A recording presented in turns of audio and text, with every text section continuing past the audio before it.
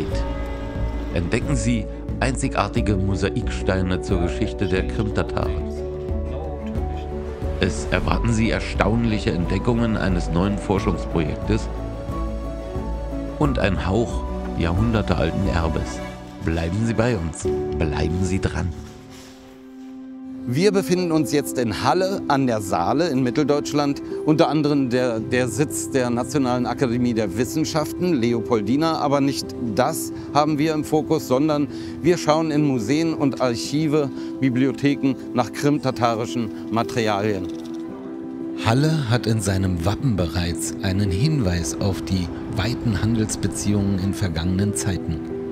Stern und Halbmond symbolisieren jedoch nicht die türkische Flagge, wie manchmal gedacht wird, sondern die Salinen, die Salzherstellung im Mittelalter. Auch Maulbeeren und Seidenraupenzucht waren hier früh heimisch und heute noch reichen Beziehungen von Halle an der Saale bis in ferne Länder, in Handel, Kultur und Wissenschaft. Nicht zuletzt steht dafür das hiesige Orientalische Institut. Wir sind jetzt auf dem Weg in die Universität der Stadt Halle, die Martin-Luther-Universität Halle-Wittenberg. Und dort befindet sich eine der ältesten Orientbibliotheken Deutschlands, die Bibliothek der Deutschen Morgenländischen Gesellschaft, aber auch andere Spezialsammelgebiete. Und ich freue mich am meisten, dass uns Dr. Volker Adam empfangen wird und super interessante alte Landkarten uns zeigen wird.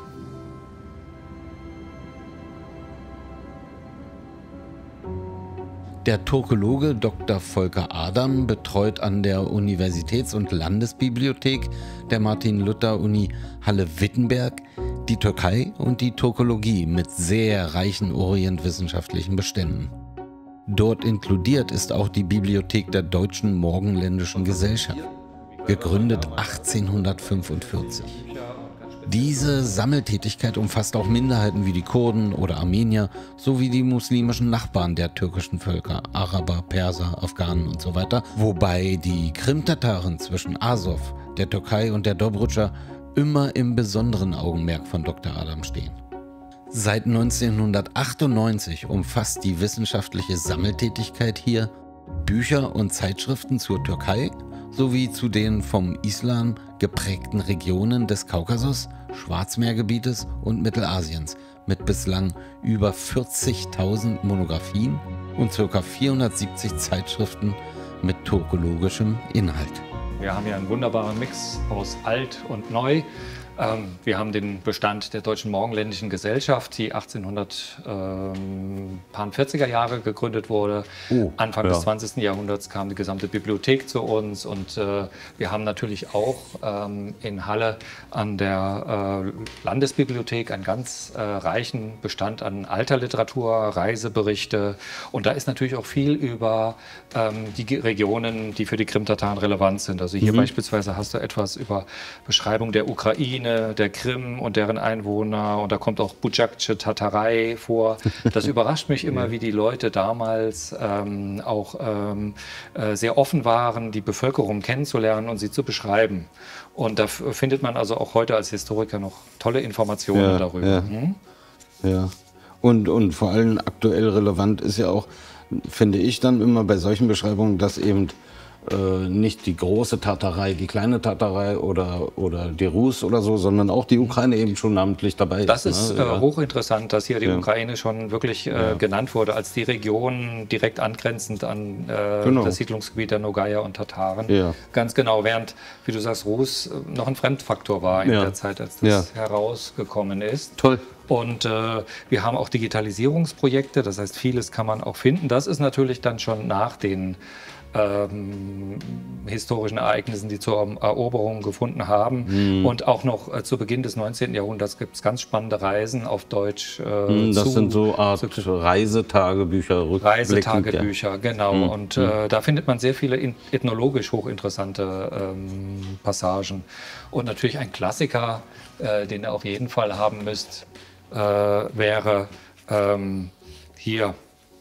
Die Chane der Krim. Die Chane der Krim. Hammerpurgstall. Das Buch Die Chane der Krim des bekanntesten österreichischen Orientalisten Josef von Hammer-Purgstall von 1856 ist auch heute noch ein Standardwerk über die gesamte Dynastie der krimtatarischen Giray-Familie. In dieser Ausgabe sogar noch erweitert durch die Übersetzung eines Poems von Shahin Giray. Dieser Teil hier, geht das Buch über den Kaukasus, hat aber einen interessanten Anhang, noch ein zusätzliches Kapitel. Die Frage, ob in der Krim und längs dem Schwarzen Meere nach Überbleibsel der alten Goten vorhanden sein könnten, deren Dialekt vom Plattdeutsch Redenden verständlich sei? Fragezeichen. Wow, für mich als Zwei-Muttersprachler ist das natürlich sehr interessant, weil ich schreibe ja auch auf Plattdeutsch und mein erster wissenschaftlicher Artikel überhaupt habe ich auf der Krim veröffentlicht und da ging es um die gotischen Lehnwörter im Krimtatarischen. Ja, was wir natürlich aber auch haben, ist Literatur in der Sprache der verschiedenen türkischen Völker und auch in der krim-tatarischen Sprache oder auch über die Krim. Beispielsweise Bekir Çobanzadeh, der ein wichtiger Turkologe war, den kennst du sicherlich auch. Ja. Der hat Bücher geschrieben, die kamen, das hier ist glaube ich Simferopol. Ilmi Sarfe. Krim-Tatar, Ilmi Sarfe, über die Grammatik des Krim-Tatarischen. Krim-Tatarches, ne? Ilmi Noktayena Sardan Tetkik Tecrübesi. Ja. Er hat in einer Sprache geschrieben, die so von Gasperinski beeinflusst war und die auch so Turki-Richtung. Ein einfaches Osmanisch, was man auch in Aserbaidschan verstanden hat. Deswegen kamen auch andere Bücher von ihm tatsächlich auch in Baku heraus. Und heute publizieren die Aserbaidschaner auch diese Bücher teilweise neu in Lateinschrift. Hier, Türk-Tatar Dialektologisi, also eine allgemeine Dialektologie des Tatarischen. Von 27. Baku 1927, Da hat also er ja eine schon Zeit lang, Sowjetzeit dann. Richtig.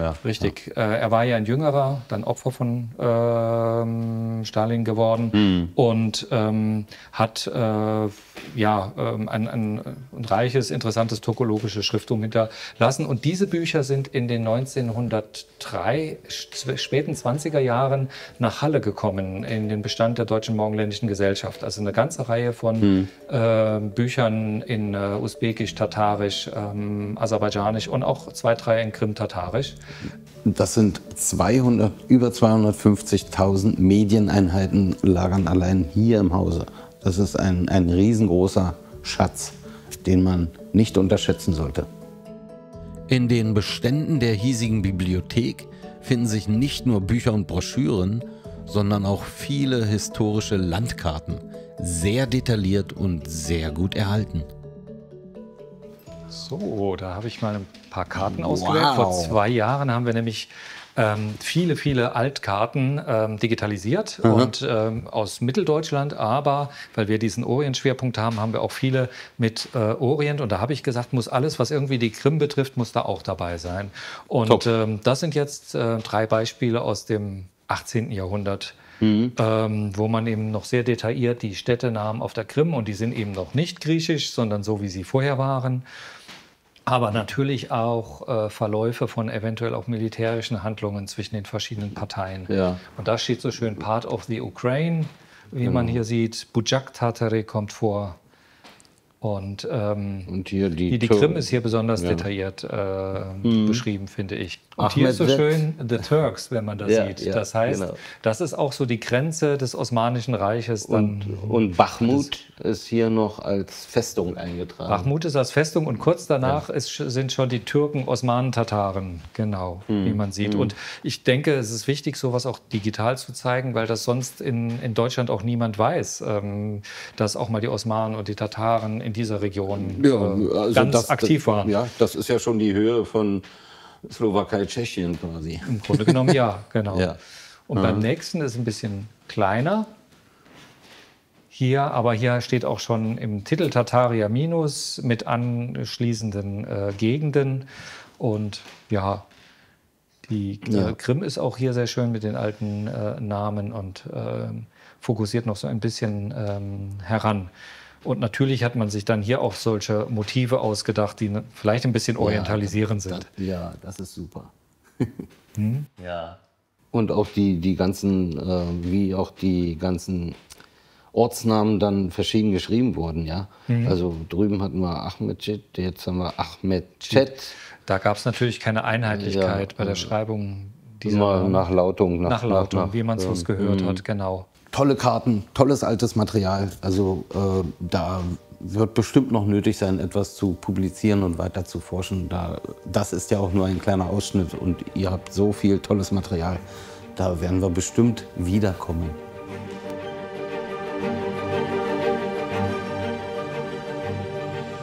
Die Digitalisierung hier an der Orientbibliothek in Halle ist ein sehr teures, ambitioniertes Projekt. So wird mit viel Technik und Engagement seltenes Material für die ganze Welt zugänglich gemacht. Einerseits. Funktioniert andererseits aber auch als ein Teil des nationalen Gedächtnisses kleinerer Völker, die sich so etwas nicht leisten können. Das war ein toller Tag, ganz viel tolles Material gesehen. Bleiben Sie dran, wir machen weiter. Bis Nenkalamos, bis Devam Etmes.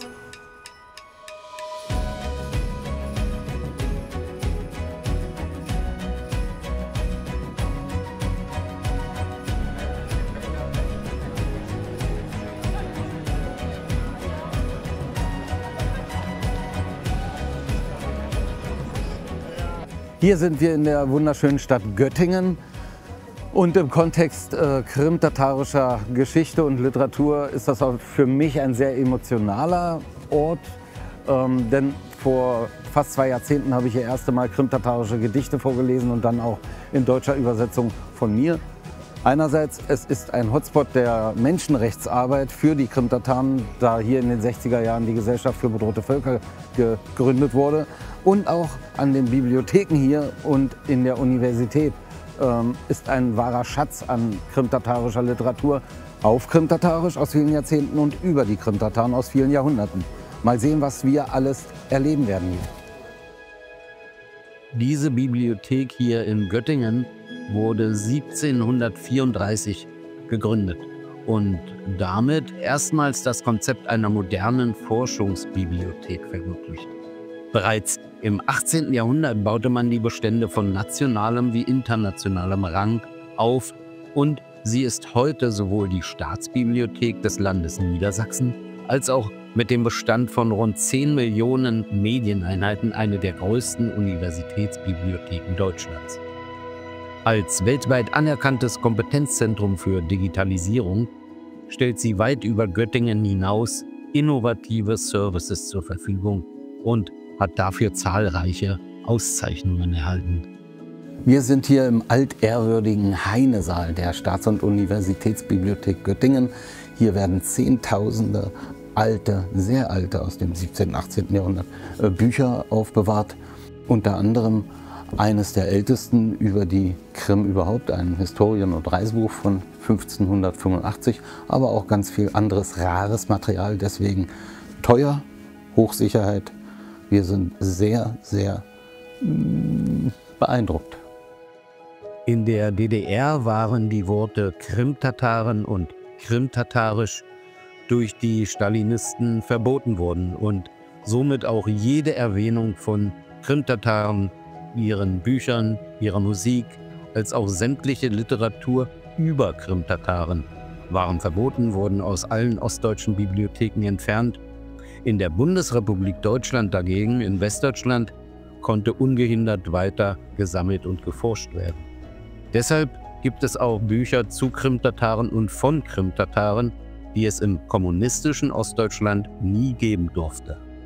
Wir sind jetzt hier in der Staats- und Universitätsbibliothek, in der historischen Bibliothek in Göttingen und ich bin gespannt, was hier für alte Dinge und interessante Dinge für... Oh, hallo? Hallo. Ja, was wir hier so vorgelegt bekommen. Spannend. Ja, vielen Dank. Es sind nämlich ganz alte Bücher dabei. Das älteste, glaube ich, von 1585. Und selbst dort ist eben schon von den Krimtataren die Rede. Dann haben wir noch Sachen von 1783 und modernere Sachen. schauen wir mal, was da alles so drin steckt an Informationen. Brille. So. Von Samuel Sporovio. Das Buch ist von 1585 und berichtet von einer Reise von 1581 bis 85 ungefähr quer durch Osteuropa bis ins Osmanische Reich. Und da wird beschrieben der Weg, die Städte und Gegenden kennen wir auch heute noch. Chersones, Perekop, die kleine Tatarei, gemeint ist eben der Schwarzmeerbereich mit der Krim.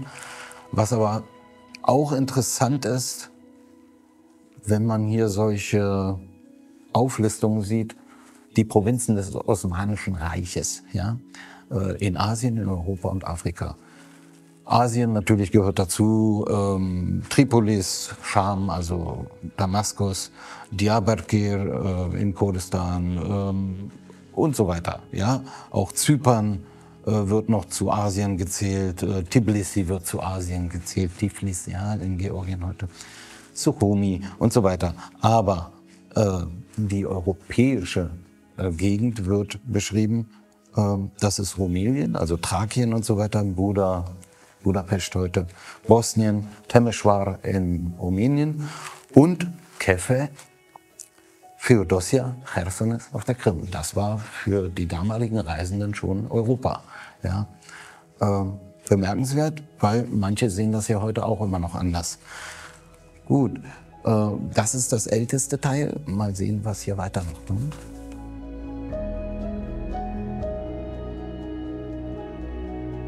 Was haben wir hier? Historia della Piccolo Tartaria. Ja? Also die Geschichte der kleinen Tatarei. Die kleine Tatarei, das war historisch alles, was im wilden Feld lag sozusagen, also zwischen dem historischen Galizien bis zum Kaukasus, von heute Dobrudscha bis zum Dnepr. Und die große Tatarei schloss sich dann im Osten an. Ja? Und das ist hier die kleine Tatarei, inklusive der Krim. Die Krim als Hauptort dieser kleinen Tatarei. Und da wird dann genau beschrieben, von 1783, ein Rundumschlag über die Historie dieser Gegenden, mit Herrschern, mit Beschreibungen der Kultur und der Sitten und Gebräuche. Hier haben wir ein nächstes Buch aus Österreich von 1771. Auch bemerkenswert, denn das ist eine Reise zu den Krimtataren. Und das ist keine Erfindung von Europäern, dass die Krimtataren sich Krimtataren nennen, sondern natürlich haben die vor Ort erfahren, wie sich die Menschen vor Ort nennen. Ja, Tscherkessen, Nogai, Krimtatar und so weiter. Und das hier ist eben eine Reise zu den krimischen Tataren. Ja. Ja, und da wird ganz kleinteilig erzählt, mit wem wird sich getroffen, welcher Khan. Ja, eine sehr interessante Lektüre und keine Massenware und teuer und alt. Sehr schön. Hier aber noch ganz kurz eine krimtatarische Chrestomatie aus Gegenwartstexten. Sowas hat es im Ostblock nicht gegeben. Das wurde im Westen gedruckt. Ja, 1980 verschiedene Texte von 1921 bis in die 80er Jahre. Ganz spannend. Wir werden noch rauskriegen, wie genau das Material hierher kam, wer hat es gedruckt, wer hat es lektoriert. Diese krimtatarische Textsammlung erstellte der deutsche Islamwissenschaftler Ernst August Gruber gemeinsam mit seinem Kollegen Professor Horst Wilfried Branz und dem Turkologen Ilhan Ceneli, der bereits 1979 eine krimtatarische Linguistikanalyse veröffentlicht hatte. Formantien im Krimtatarischen, ein Standardwerk der deutschen Turkologie heute. Und für mich auch sehr interessant, eine andere autochthone Ethnie der Krim, die Krimtschaken. ein Buch über die Krimtschaken, eine wissenschaftliche Arbeit aus Israel. Sehr schön. Schauen wir, was es noch weiteres gibt. Nach diesen Mosaiksteinen krimtatarisch-deutscher Kulturgeschichte in 2 alten Handels- und Universitätsstädten mitten im Herzen Deutschlands, lassen Sie uns weiter gemeinsam auf die Reise gehen. Bleiben Sie bei uns, bleiben Sie dran.